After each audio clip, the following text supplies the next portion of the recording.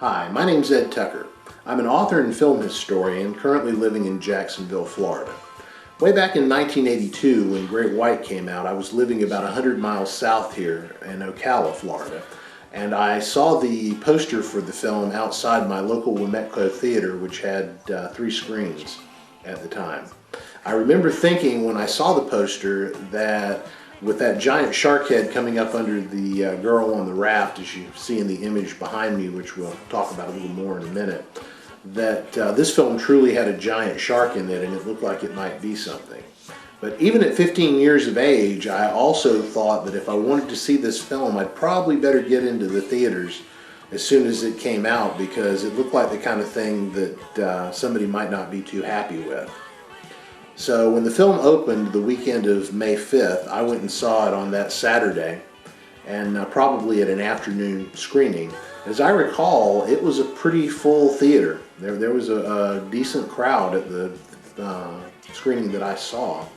And as the film unrolled, I began to think more and more that this really was a ripoff of the first 2 Jaws movies, but as you can appreciate, this was 1982. It had been 4 years since Jaws 2 came out, and the movie-going public was hungry for another shark film. So, as I watched the film, I was a big fan of Vic Morrow at the time from having watched his television show Combat, which he starred in on a local television station.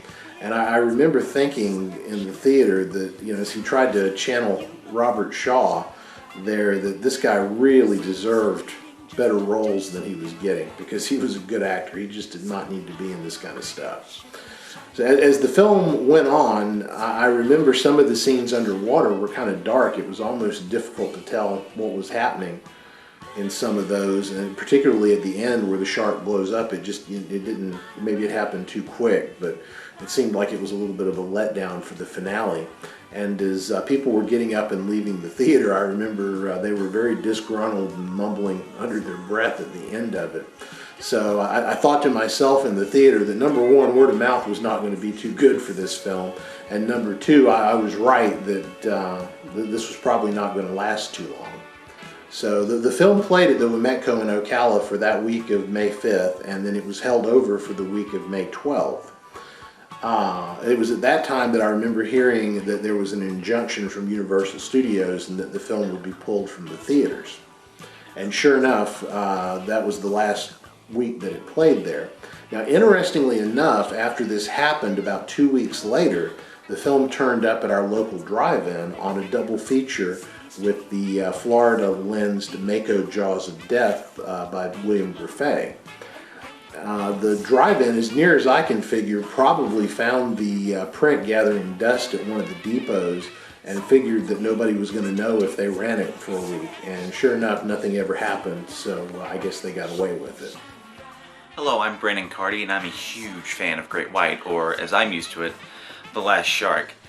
Now, I never got to see the movie in theaters like Ed Tucker did, but on one of my birthdays, my grandpa bought me a bootleg copy of the DVD, because they were popular on eBay, I think around 2004, 2005. They were flooding with them. And so it was a VHS transfer from a PAL source, and it was, I think it had Greek subtitles, not Japanese, which some people mistake it for.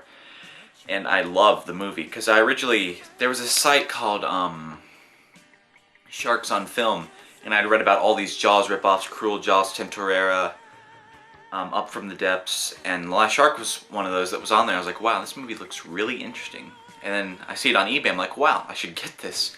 And so my grandpa bought it for me, and after that I was hooked on the movie. So a couple years later, Bijoflix brought out the Japanese VHS transfer of it, and then I ended up purchasing that too.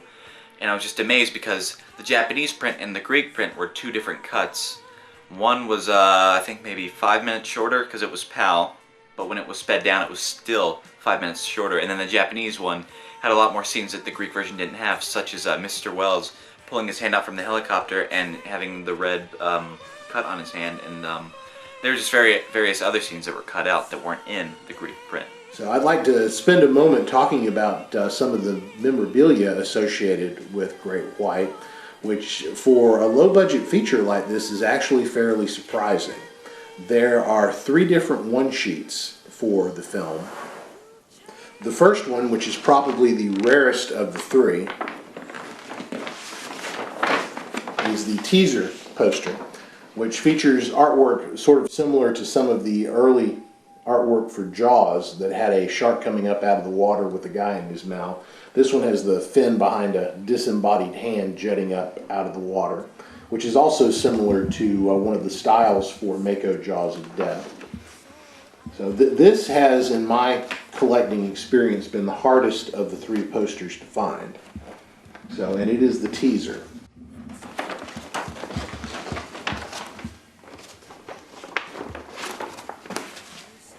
The second poster is the most iconic for the film. It's the one that you see behind me, and the one that most people remember and think of when they think of the movie. It's the one of the girl on the raft and the giant shark head coming up underneath her. And I can't help but think that if the movie company had actually had a shark this big in the picture, they might not have been so unfavorably compared to Jaws, and they might have had a little more of a movie to go with. But unfortunately, the poster did not deliver on what we were shown in the theaters. So that is probably the most popular style. The third and final style was one that attempted to appeal to the people that liked the shark documentaries that were popular at that time in the wake of Jaws. It's referred to as the Shark Facts poster. You'll notice it has all these wonderful little pieces of trivia for sharks on it. And the only real thing to give you an idea of what's contained in the movie is a small inset photo of some of the artwork from the teaser poster with the hand coming out of the water. But otherwise, there wasn't much to make you think that this was the kind of film that it was.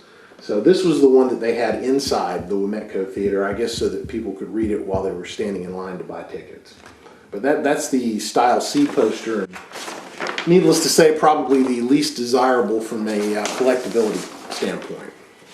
Now I'd like to talk about my Great White collection. I don't have much, but what I do have, it's pretty rare. I'd like to think so, at least.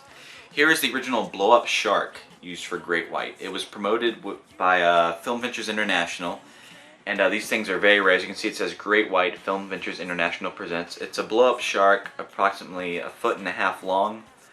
And they also used this kind of shark for Jaws: The Revenge when they were promoting it too. I also have the original US soundtrack. As some of you know, Morton Stevens did the music for the US when Film Ventures International picked up the film because they couldn't use Guido and Maurizio De Angelis' soundtrack for copyright purposes.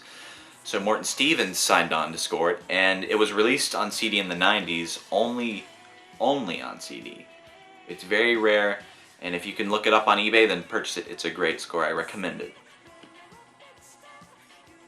Another super rare item I have, or I'd like to call it super rare because, well, it kind of is. It pops up on eBay once in a while, but other than that, it's very hard to find. The original Japanese VHS, which was used for many bootleg DVDs. It's under the title Jaws Returns, and it even has the Jaws logo on black and red, and on the spine it has, you know, the usual fading, which Japanese tapes always have. And on the back it has 2 deleted scenes right here, and then just shots from the movie. And another deleted scene right here I didn't notice. And that one is very rare. You can find it on Yahoo Auctions Japan and on eBay from some Japanese sellers who sell their VHS tapes once in a while. Now the final piece of memorabilia that I'd like to talk to you about is also the rarest. This is the only one of these that I've ever seen in my years of collecting. This is a press book for the film that was sent out to various distributors and local media outlets. This particular one was sent to a radio station in Marion, Ohio. And you'll notice up here in the corner it has the Great White logo as well as the Film Ventures International logo on the envelope.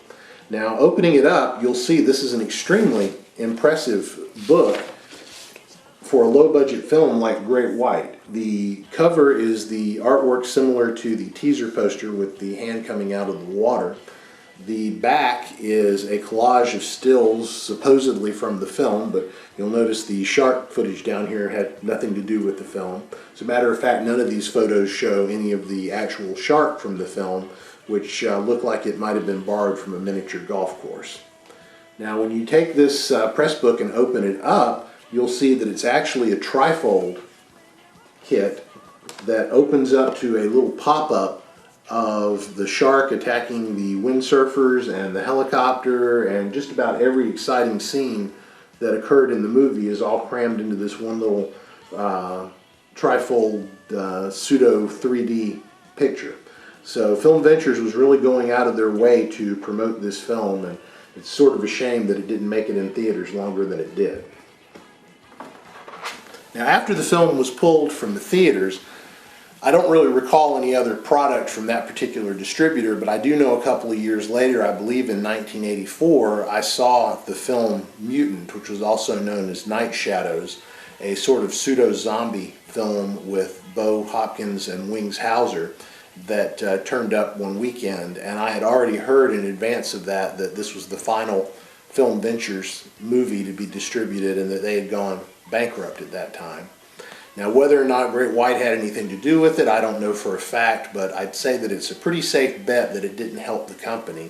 Numbers were thrown out around that time to something in the effect of $4 million had been spent on advertising the film, which is probably an exaggeration, but it's certainly, they spent more money on this than probably any other 10 movies, and when the film was pulled in its second week of release, I'm sure that hurt the company severely. So Film Ventures International never quite recovered from it, and they managed to hang on for a couple more years, but that was the end of their story. So again, thank you very much. I hope you enjoyed this discussion of Great White. Again, my name is Ed Tucker, and I encourage you to check out my website, www.popretrorama.com. You can read my original review of Great White on that site, as well as a lot of other pop culture related articles. So thank you very much.